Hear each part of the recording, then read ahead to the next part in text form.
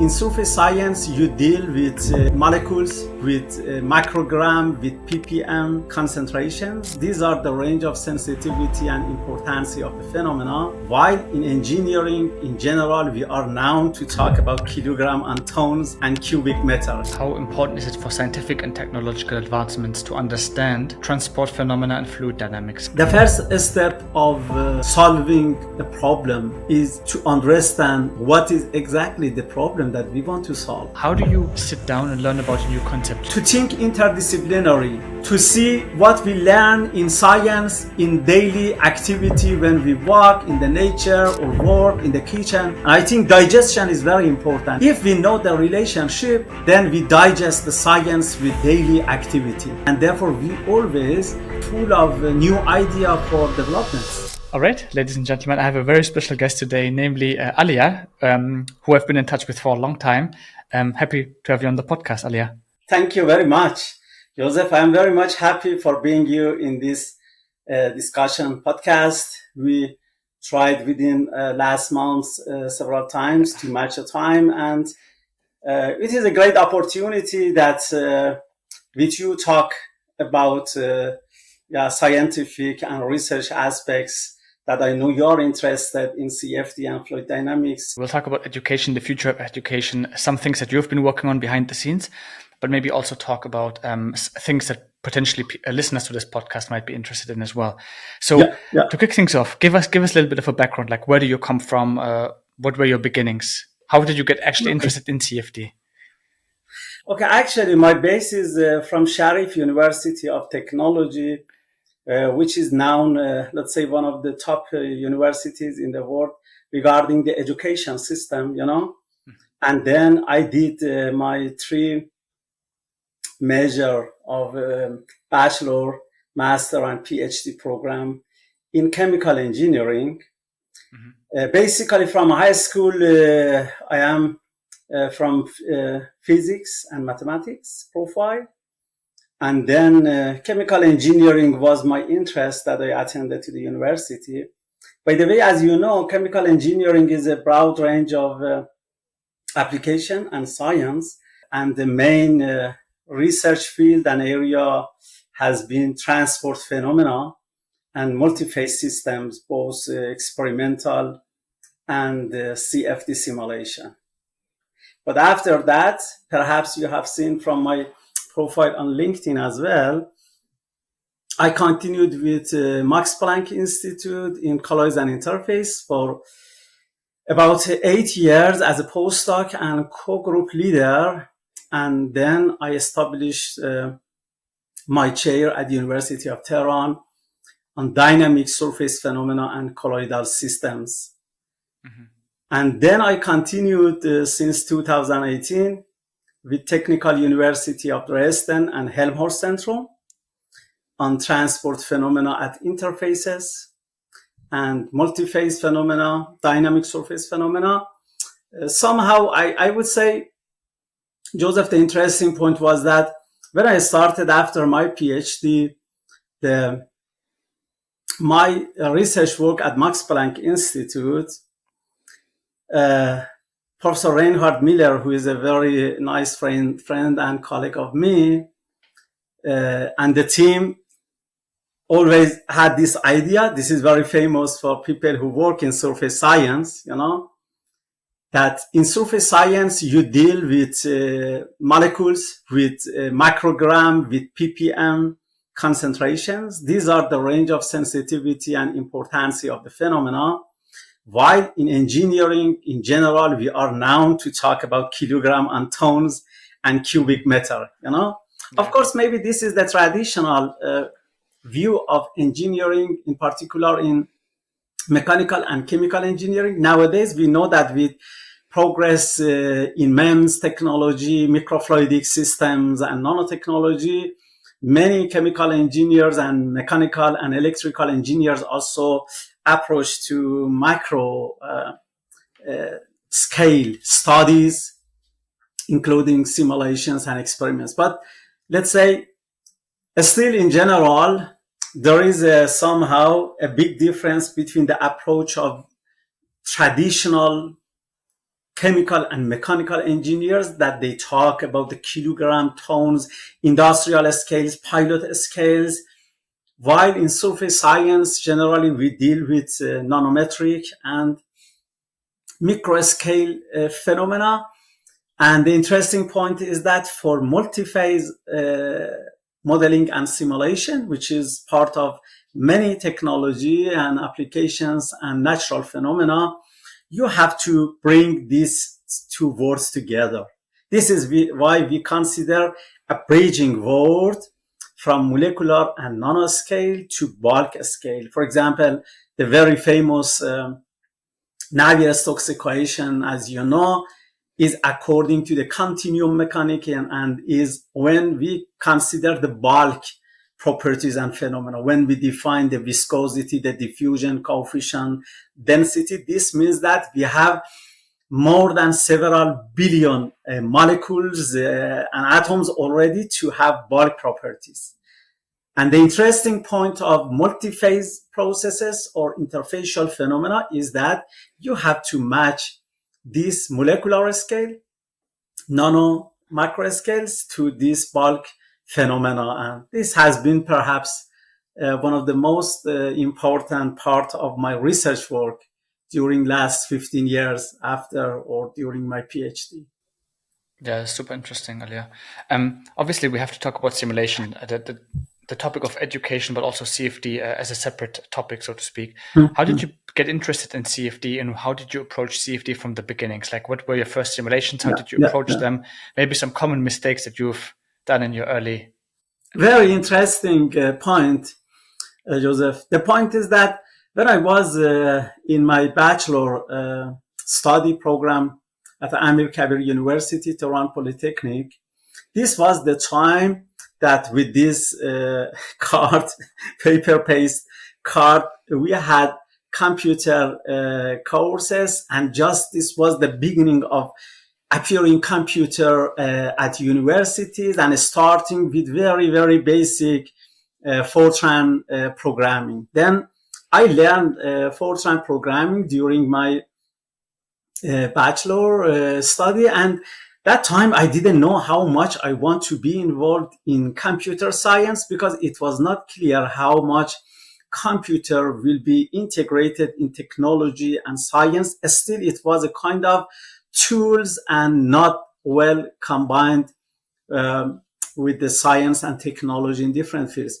And then during my master, when I was doing reactor simulation for carbon blacks, which is a process that how you use a kind of pyrolyzes and including several steps, injection of oil, which certain species of aromaticity, or let's say ring molecules, which can produce the good core and species for producing nanoparticle size carbon blacks for different applications, which can be for electrical cable or can be in the wheels or different parts that we need. And in that time, I saw that I was trying to manage my work during master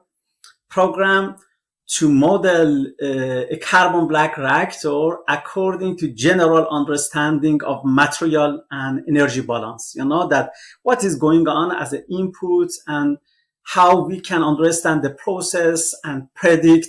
This was a combination of combustion and flame plus injection, spraying, and then pinch off the process, and again starting from bulk phenomena to nanoparticle size products. And in that time, I saw for the first time some CFD simulation for this process.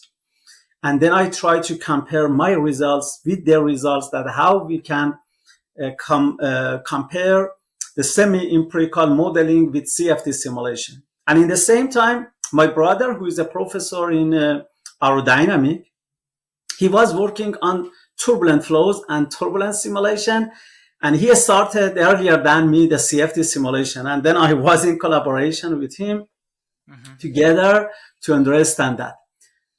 But a very serious, or let's say heavy work on CFD happened during my PhD work, when I had to understand liquid-liquid interfaces and multiphase systems for different purposes like extraction. And this was the time that I was in contact with Professor Darst from Erlangen in that time, that he was working on such topic, and he was working on multiphase simulations, and kindly he introduced me the base of volume of fluid codes of Nichols, from Los Alamos. This is 40 pages, hard copy of Fortran code, in which in that time with typing the letters, 1 and L and I all are typed very similarly, and it was difficult to understand which characters and letters these are, and I had to first give this code to the computer to type it and then try to run it properly. It took more than 2 months, 3 months, that I can run the basic volume of fluid codes, which is the source of volume of fluid for almost all today's software like ANSYS or OpenFOAM or others. The base of volume of fluid is this. And then when I wanted to run the code, I remember still after more than a week, I thought, okay, now the code is working and it should work for me and I should see some simulation. But I had a big challenge to have a good results, to converge results, and there was a crash of computational process and divergence problems or non-physical output. And after more than a week, first I started, for example, okay, I said, this is my system, drop formation in liquid-liquid systems, and according to the physics, I consider, for example, 0.1 second as time step. And I said, okay, let's a little bit smaller, 0.01 second. And I didn't think that I have to take smaller and smaller time steps. And finally, I remember around 10 to minus 4 seconds, less than millisecond was needed that my code can be converged. It means that I could understand that how much really is difficult and important to consider the time step and spatial steps when you deal with multiphase simulation, and especially if you have gas liquid, which is a big difference between the density and viscosity, and therefore this is a kind of discontinuity in that for such a property. But yeah, fortunately I was able to do this, and this was somehow part of my PhD work that I was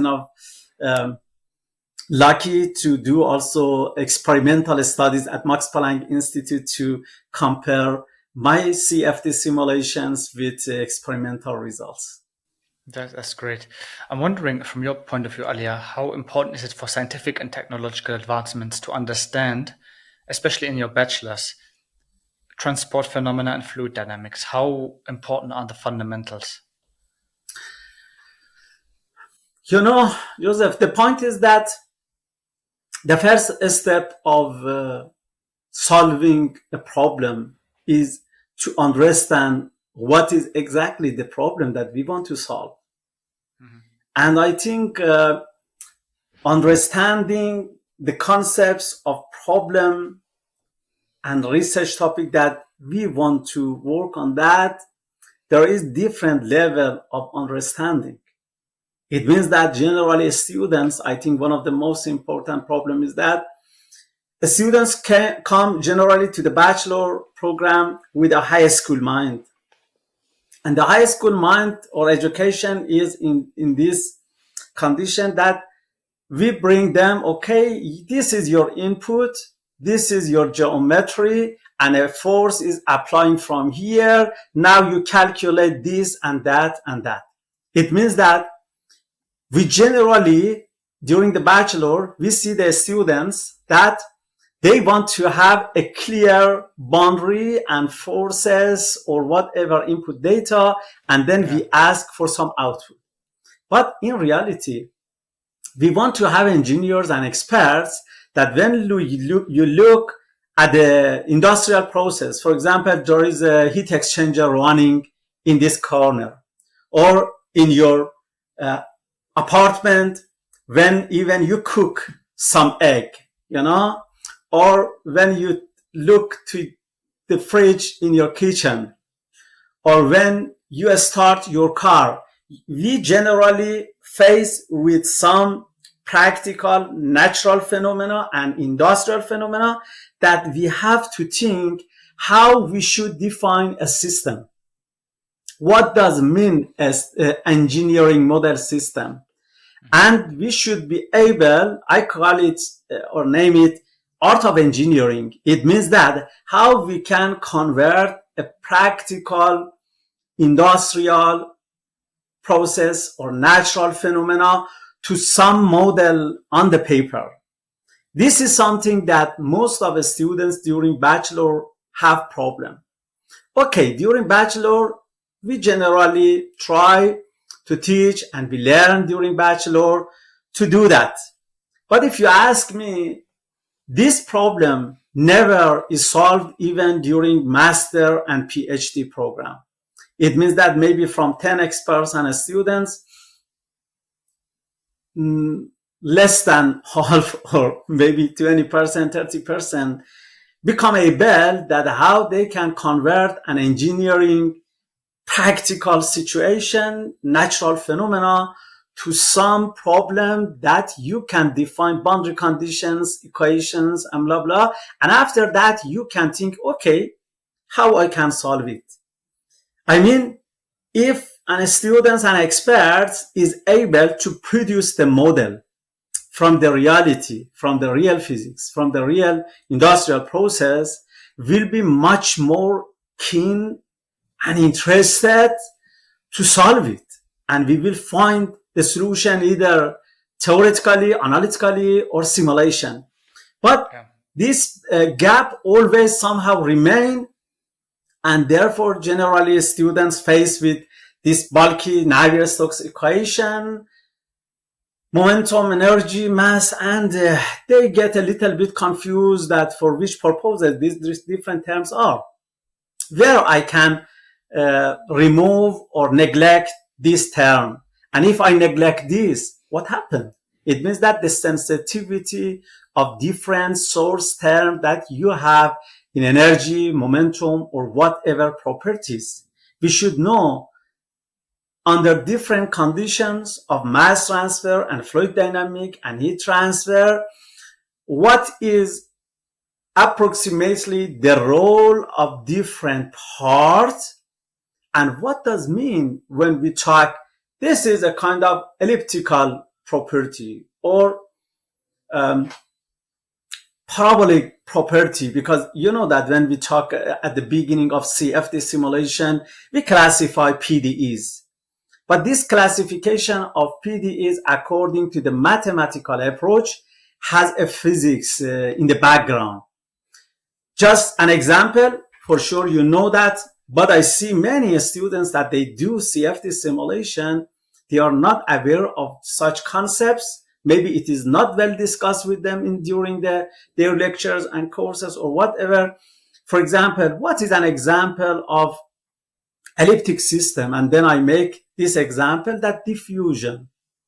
When you have a high concentration point or a high temperature location here, the diffusion of heat and diffusion of mass as well diffusion of momentum happen in unidirection in all direction. Why? Because diffusion is according to Brownian motion. And this is why we have this elliptic, let's say, classification or physics behind. It means that if you have a high concentration or high temperature point here, diffusion can happen in all directions. But now you compare this. If you have a fluid flow and if you have a high concentration in upstream, we know that when there is a convection, the property comes from upstream to the downstream and not vice versa. Here is the situation that we face with, let's say, hyperbolic or with parabolic properties, or when you compare a steady state situation with unsteady, we know that whatever we have now today is the results of yesterday that happened, not the future which is not came, It means that the yesterday economy, yesterday process, what happened in society and economy or in industry influence that we define today's properties. And today's properties influence what's coming next, This is again somehow, let's say, parabolic or hyperbolic understanding that how information in real physics, in real work are transported or transformed, To conclude this part, transport of information, which can be transport of numerical values that we have during CFD simulation, has a similarity with the transport of real physics, means transport of mass, transport of molecules, transport of momentum. But generally, the students and experts that do this simulation not that much are aware of such interesting physics behind. For example, maybe they know the formula of Courant number as a mathematical criteria, and they put some time step, spatial step, means mesh size, and they try to keep it in the range to have convergency and code stability and results. But we should know that there is an interesting physics behind. I think this is something we need more for experts in fluid dynamics and in general transport phenomena and CFD simulation. Yeah, to kind of develop this understanding of physics and the world around us.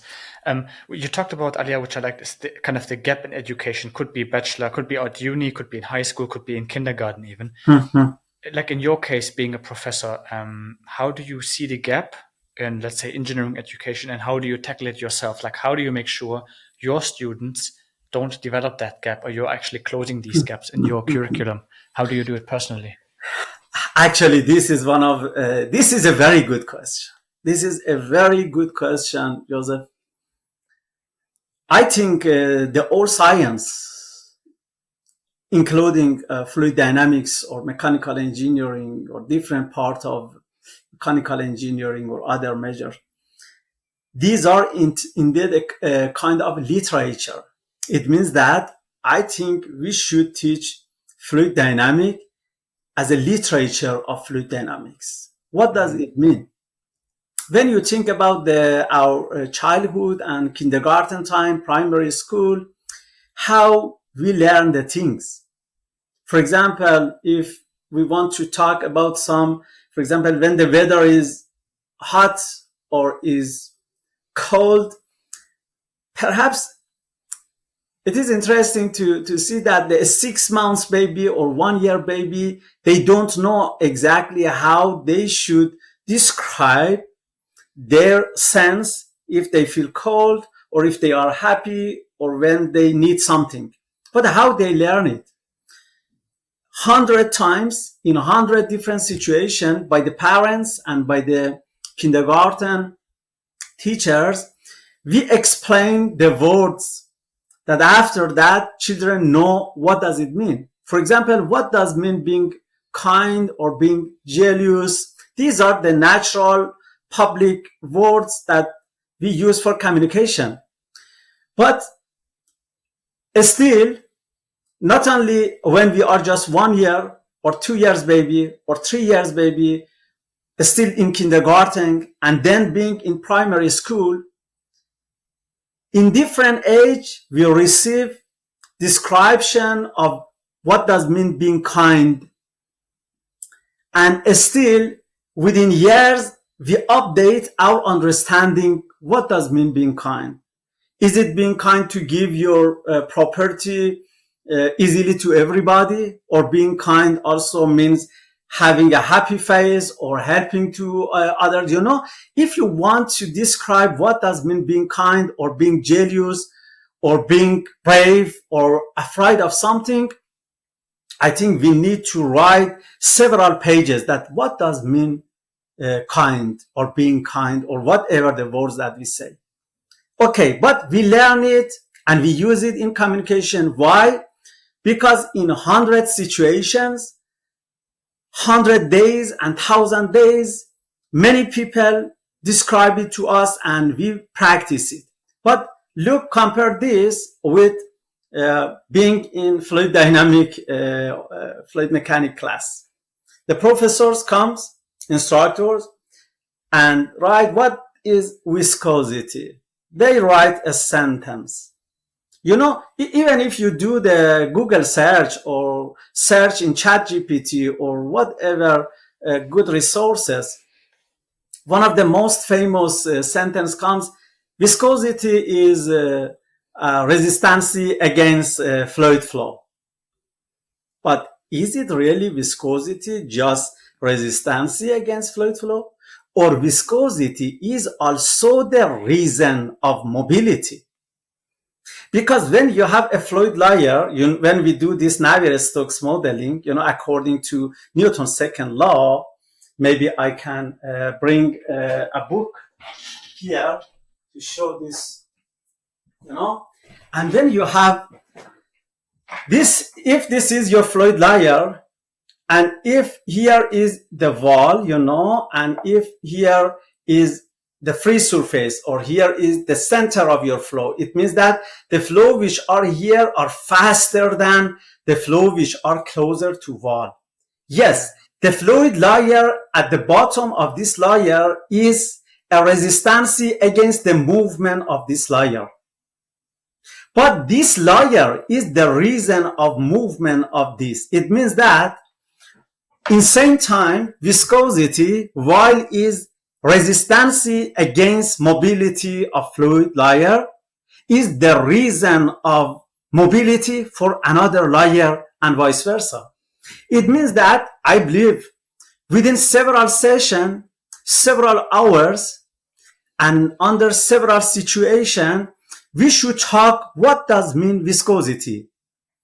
And we try to conceptually understand it more and more. And even if I start with a course that viscosity, for example, the first course in fluid mechanics or fluid dynamics, not only in the first session or second session, again, next session, I should talk about it. I should revise our understanding in the mid of term.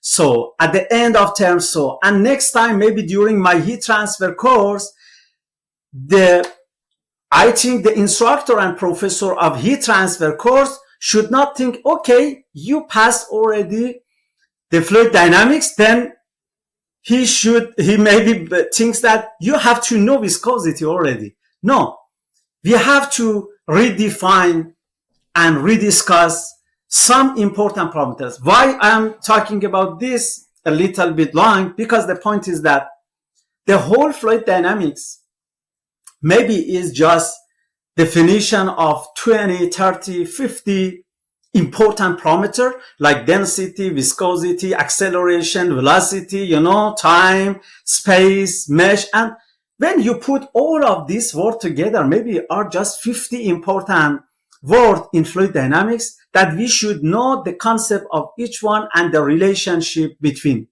But we don't work to well discuss and having a good understanding of these key concepts.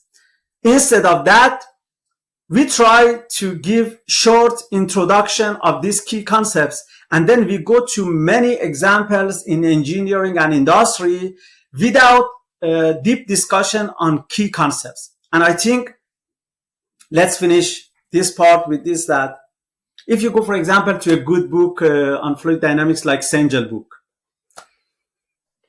or Transport Phenomena of Byron Baird, or Fox, or White, 1,000 pages fluid dynamics, fluid mechanics book, 1,000 pages. I think just 10% of this 1,000 pages book is important according to the concepts or key concept. And even in these 10%, there is 1% of key concepts that we should discuss and understand 100 times.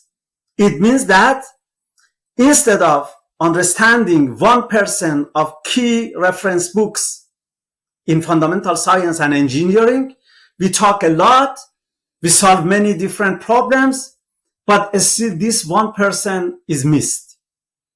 I think it is important that we can extract this, and if we are enough clever, you look the children in kindergarten and primary school, they can learn 1,000 words more complex than viscosity or density for the daily life.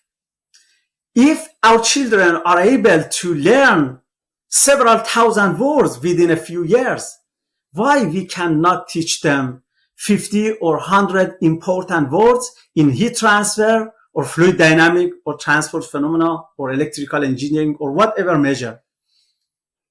I think our teaching approach and education system in science and technology still is not well developed. Maybe some people say, no, we have now more than 300 years this scientific age. But think about it, that what about the communication and literature language? We have more than 10,000 or 20,000 history of language development. Even some people say more than 70,000, 100,000 history we have for language and communication skill. It means that the literature and languages are developed within many, many years. But science is rather young. It doesn't matter if this is 100 years or 200 years. 200 years. History of modern physics or chemistry is nothing. We have to redefine the education process that people learn fundamental science similar to the language. Sorry if I talk long about this, but I do this example. For example, when you have some material, can be air or water or iron, with a mass of m and then has a temperature, and you ask, okay, what is the internal energy of that? This is a rather kind of engineering question, and not everybody can easily and quickly talk about it. Or when a flow is coming in a tube with a velocity, with a temperature, with a density, it is not easy for students and experts to say, okay, the input of energy by convection is rho, density, modify velocity, modify area, and blah, blah. Yeah.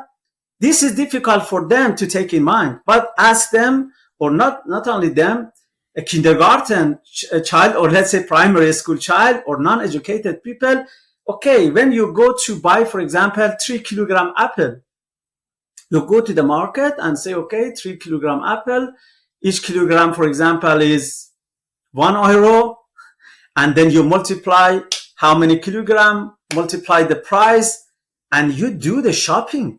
But calculation of during the shopping and the shopping process conceptually is very similar with when the flow is coming through a tube, or when you want to calculate the shear stress because of the friction between the layer. But we don't bring these concepts together. We say, oh, this is something for the daily life, for which we don't need education to do the shopping or to do whatever daily activities, while for calculation of this and that, we need a very high level engineering, let's say, knowledge. I think still education of fundamental science and engineering should be much more improved and developed. We are, I think, at the beginning of scientific education. Doesn't matter even after 100 years, 200 years. We need to redefine it. Otherwise, we face with very high accumulation of scientific content. You see, for example, when the students want to do something state of the art in fluid mechanics, in turbulence, or in whatever CFD simulation, they have to pass primary schools, higher schools, middle school, higher schools, bachelor, master, Ph.D. And then during Ph.D., generally, they come to the level to do something advanced and new for heat transfer or in electrical engineering or whatever. It takes many years. I believe with a good education, this can be decreased, that from bachelor, the students can do something really new. Otherwise, after 10, 20, 50 years, with increasing the amount of scientific literature, always we have problem to understand many things to reach to the level of R&D, a good R&D. I believe this should be improved by improving education approach. I see, that makes sense. There's a lot of things to unwrap or maybe to discuss. I think also one of the reasons, because education is a bit, I would say, difficult. I was also a junior at KIT in Karlsruhe, right? And I feel that some professors, at least, they were bragging a bit. The more difficult they explained the topic, the better it felt for them. But actually, it was harder for the students to understand it, so it made it more difficult. So they had to do the research. They had to go to the library, pick up the correct book to find what they were looking for. So I feel there's also a job that a professor needs to do in terms of like explaining a very complicated topic on such a level that students actually get it. Because, like you mentioned about Newton's second law of motion, F equals ma, which is kind of the fundamental basis of the Navier-Stokes equation. But if you derive it once, it makes sense, right? But exactly. The way a professor is approaching it is he's throwing a ton of equations at you, and it's like, here, solve it somehow, and we have this in the system, and these boundary conditions, have fun. But this is not how they usually derive equations in uni. So they make it much more complex. They use tensor algebra and that sort of stuff, so it makes it much more complicated. Exactly. I'm not sure if this is a professor phenomenon. Like they try to make it more difficult to live up to the university standard, just to make it difficult. I'm not sure how you see it, but this is true. What you say, Jousef, we know that to understand the theory, it helps very much when we do practical works, when we do experiments. Yes, this is true. But there is two important issues. How you explain an experiment to students. It means that practical works and experimental experience or helping understanding by experiments, it is not so just taking students to the laboratory. Still, this is not enough. You have to open discussion also in the laboratory, Yeah. Otherwise, I make you an example. The whole world is a kind of practical and experimental atmosphere. When you cook something in the kitchen, I would say one of the most important and free laboratory in the world is kitchen, but nobody take kitchen serious regarding the science. There are many complex and important heat transfer phenomena there, fluid dynamics there, mixing, separation, evaporation, distillation. Many things happen there. But somehow our children and people in the kitchen and daily life, when they walk in the nature, when they walk in the street, when they work in the house or whatever, they don't use scientific glass to use. Otherwise, it is difficult that just with a limited time of a few hours in a school or at university, we understand the real physics and nature and many things.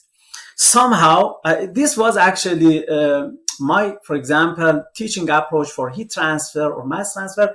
I said to my students, during these courses. I want to teach you heat transfer. Then when you walk on the street, or when you start to run a car, or when you cook, you remind what we discussed here. We have to teach the students in the way that somehow they take a new approach to look at the world scientifically. But generally, these are separated. Then I understand what do you mean. And here, maybe on the table here, this might be interesting for you. This is one of the examples that I discussed during my courses, that I generally put a ball on a horizontal surface, plane, and I ask, if you have a horizontal plane, the ball will not go to the right or to the left. But if it is an inclined surface, even the children know that, okay, now this ball will come down.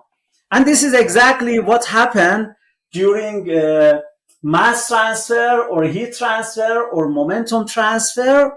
And this is the way that we develop Navier-Stokes equation. Half of the Navier-Stokes equation is in this simple image, and this simple equation transport of mass, energy, and momentum. And you should discuss this in simple words several times, that when students look at the, let's say, Navier-Stokes equation, they understand why these terms appear.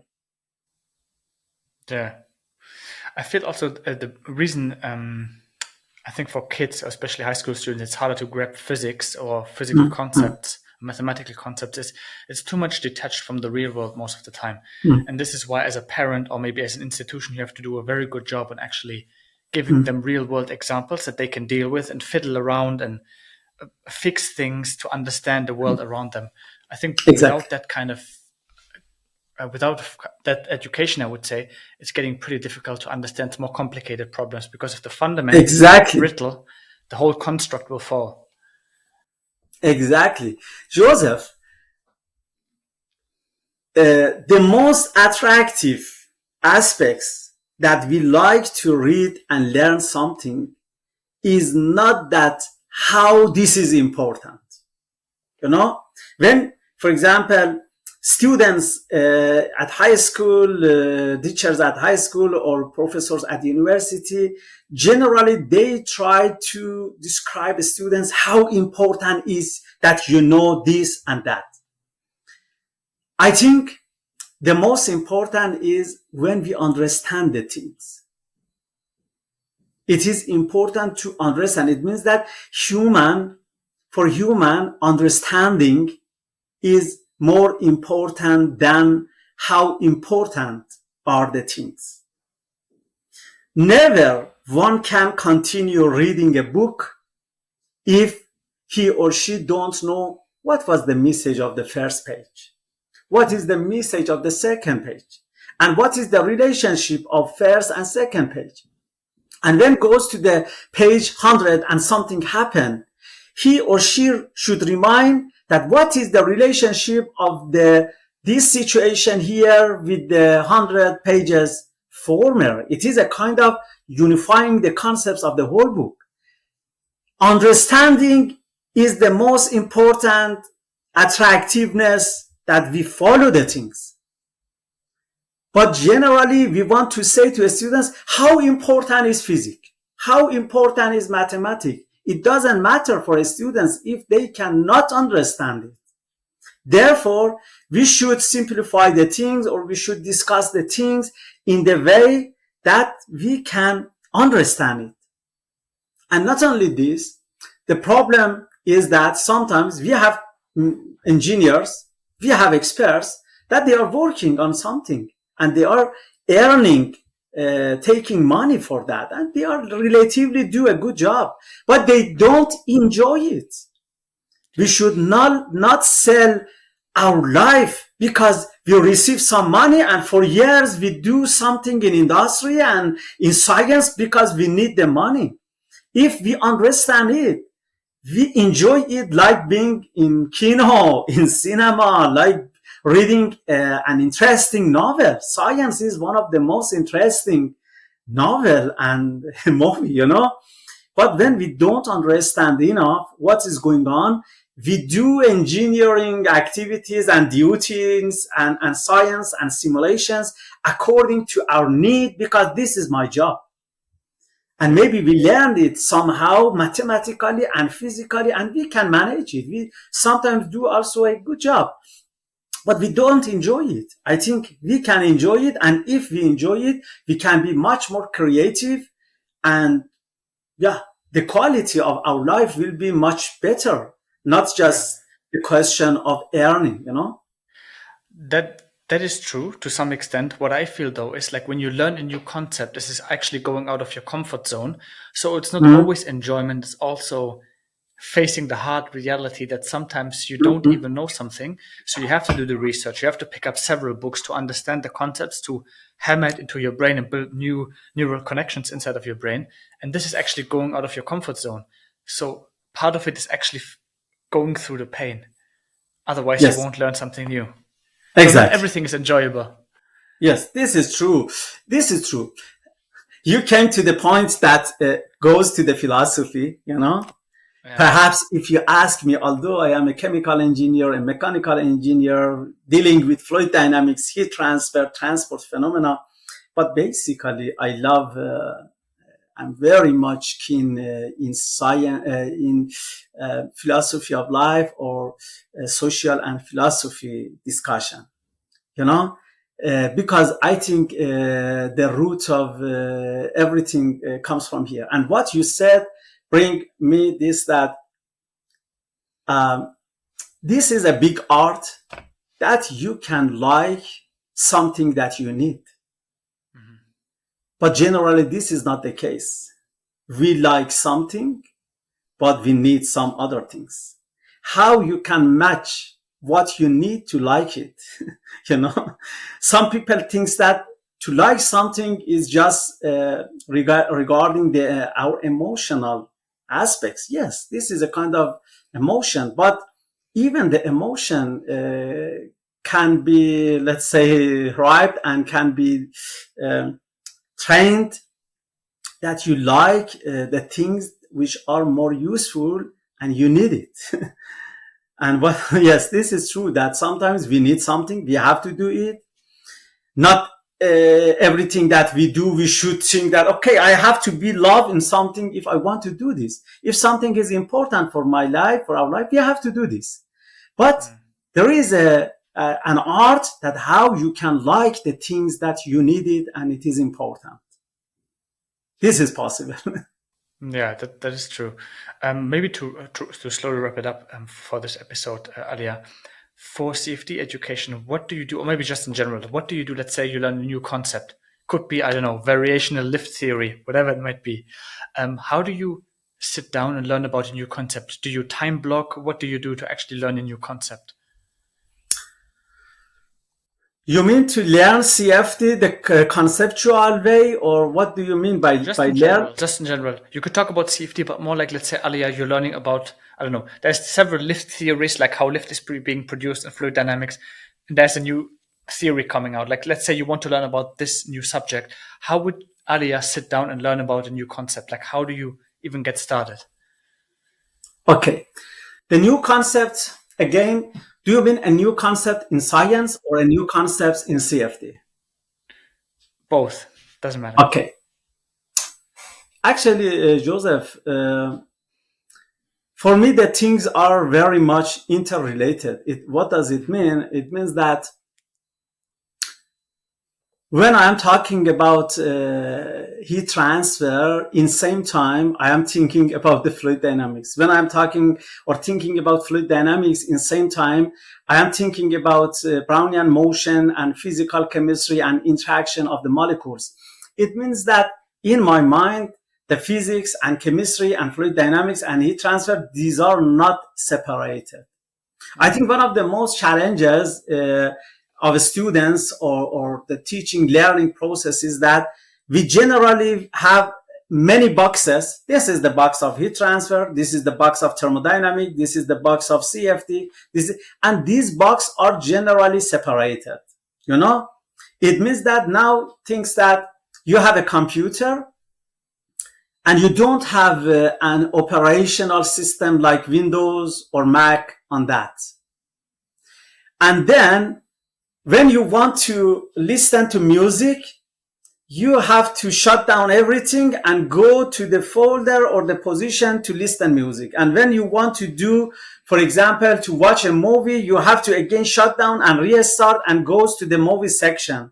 And when you want to talk to your friend, this means that if a computer doesn't have an operational system to bring everything together to be run in parallel, it means that for doing 100 different jobs by a PC, you have to restart it 100 times and you will be crazy.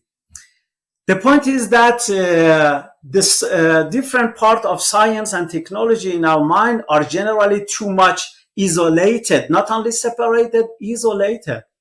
But for me, as these different parts are very much interrelated, this is why I love transport phenomena. According to my understanding, everything in the world is in the transport of mass, energy, and momentum in 3D and in 3 scale size, molecular or atom size scale, and then colloidal or nanoscale, and then bulk scale. Everything is in this way. By this, as you know, CFD is a good example to discuss this, because when you know CFD deeply, it doesn't matter if you want to talk and develop a project for an airplane, that how the drag force and lift or whatever other aspects of design an airplane in gas turbine blade or in propulsion system, if you are doing that, or in the same time, the same knowledge and CFD can be applied when you develop a novel drug delivery system. It means that we know CFD do both in same time. And CFD is a good example that we should think interdisciplinary, because we know interdisciplinary research work are very much appreciated and encouraged, because we say the novelty and technology development, the new things always comes from interdisciplinary research work. But interdisciplinary research work needs interdisciplinary education, interdisciplinary teaching. What does mean interdisciplinary teaching? Interdisciplinary teaching, for example, doesn't mean that I bring a book in mathematics and I bring a book in biology and I try to put this together in one book. This is the minimum level of interdisciplinary education. Okay. The second level, there is a student, and this student, in same time that is trained at the university with a good mathematics, in the same time is learning biology. But this mathematics instructor and professor is this, and we have another professor and instructor for biology. This means that we teach students with 2 different topics with different professors. If the professor in biology doesn't have enough good sense and relationship and understanding that how mathematics is important and applicable in biology, and if the mathematics professor and teacher don't know how the mathematics should be applied in biology, and these are completely 2 different person with different idea and on 2 different course, the output is not essentially a student which can apply and do interdisciplinary. Okay, maybe there is a chance that this is a clever student, enough keen about this and that, and try to combine it. I believe the teacher should be somehow considered that one who teach mathematics in same time should talk about biology, and one who give biology in same time should talk or bring the mathematical concepts in simple way. I think our education system, as it is a little bit enough separated, not enough interdisciplinary, this is why to develop the concept is difficult. For me, is not difficult. The colleagues that know me, students and professors who know me, I am every day full of new ideas that I cannot even follow many of those, you know, a lot of things that you can do, because when your mind is not isolated and you can bring, I can make an example for you. For example, I took some part of science about proteins to asphalting in petroleum engineering. Why? Because proteins have not only the first structure, secondary and tertiary structure, and when you change the pH or ions or salt or temperature, proteins generally change the configuration in the space, and then protein aggregation can happen, protein folding, unfolding can happen. And when I was working on such research topic, I thought, okay, then maybe something similarly happen when the proteins come to the interface and then protein folding happen. Maybe this can be the similar when the asphalting comes to the interface of water or air. And then somehow we could transfer our knowledge from proteins to the asphaltings and vice versa, you know, because these are molecules and they are sensitive to the pH, ions, temperature. If we think in this way, whatever we learn today, we know what is the relationship with the yesterday and what can be the benefit for tomorrow. And what we learn in science, for example, in fluid dynamics, how can be useful for heat transfer, what we learn in chemistry, how can be good for fluid dynamics. You know that, Jousef, this is, for example, a good example, how the viscosity is modeled and not only measured. Not only we measure the viscosity of water or some liquids, yeah, we have measuring devices, but also we have model to calculate the viscosity. But how we model it? We use diffusion coefficient model for that. We use the Brownian motion. Okay, I have a molecular interaction and molecular movement. This is my molecular path way, and then this is the kinetics theory, and we use the kinetics theory, which is rather a kind of chemistry and fundamental science and maybe thermodynamic, and then we use it to calculate viscosity, and then we use the viscosity to understand friction between fluid layers, and then we use this to develop Navier-Stokes equation. And the interesting point is that we had this discussion during our turbulence course just recently. When you talk about the turbulence eddy viscosity, not only the molecules are responsible to do exchange of momentum between the liquid layers. This is the basic of Navier-Stokes equation, but also the eddies do this. It means that the mixing length theory is developed according to our understanding from kinetics theory for understanding the viscosity. You know here how you can link between the chemistry, thermodynamic, mass transfer, diffusion coefficient to turbulence and fluid dynamic. And then you know this. You, first of all, you don't think that, oh, a lot of science is in my mind. You digest it. We every day eat something, but never we think that, oh, I am full. I cannot eat more. Again, tomorrow you are ready and happy to eat something delicious, you know.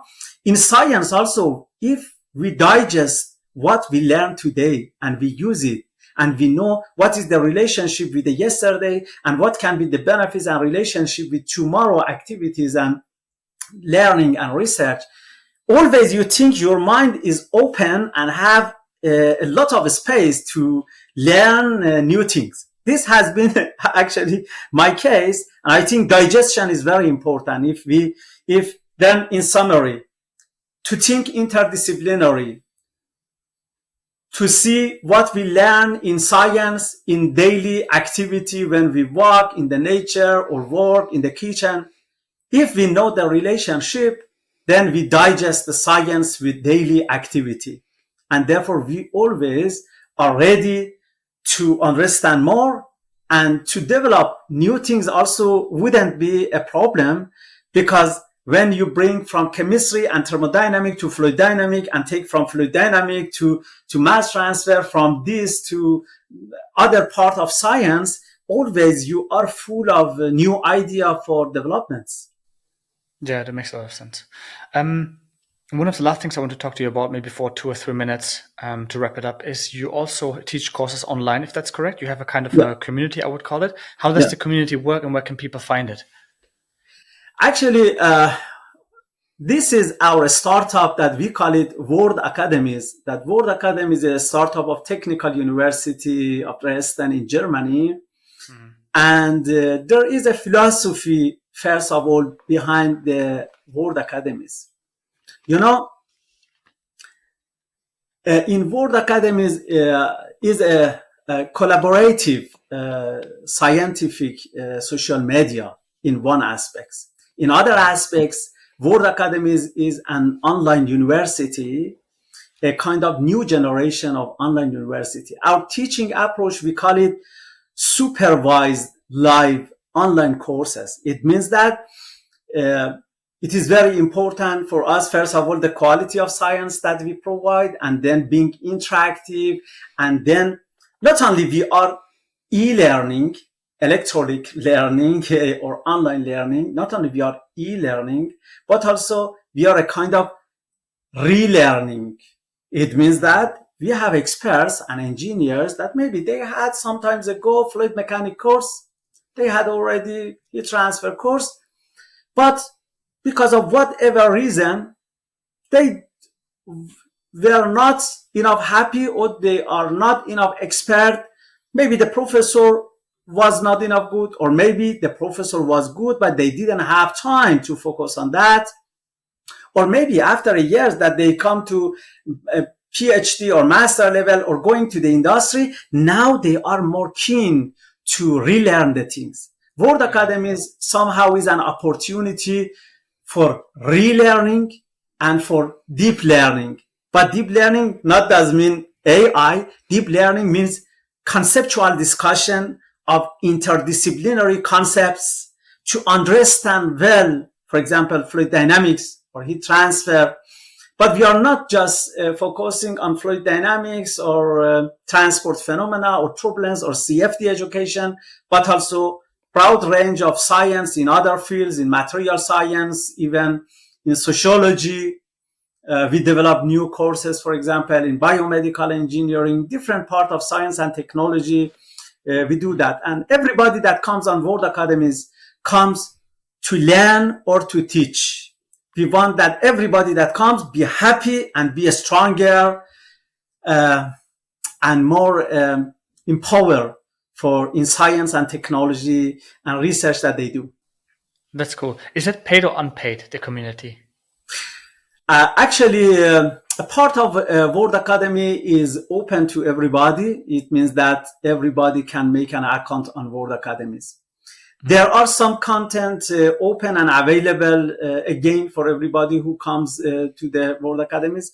But certain courses, when, for example, within 15 lectures, 15, 90 minutes, almost 2 months, we deliver skills and certain knowledge on different topics like transport phenomena, CFD, open form or turbulence or heat transfer, mass transfer. Of course, there is a fee, but it is really affordable. This is one point.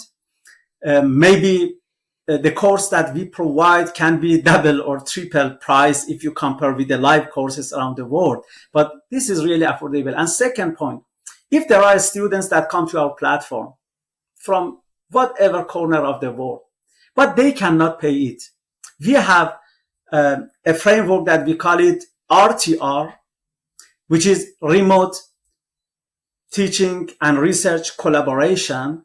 And for example, a mechanical engineering comes and a student and say, okay, I want to learn CFD, but because of whatever reason, now I cannot pay it. We say, okay, what you can do?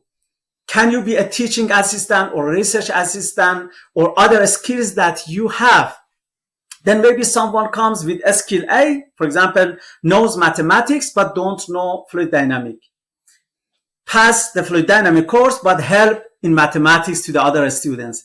It means that we swap the expertise for many cases. Even many professors and postdocs comes to our courses. It is very interesting that they are keen after years to relearn and make interdisciplinary research works.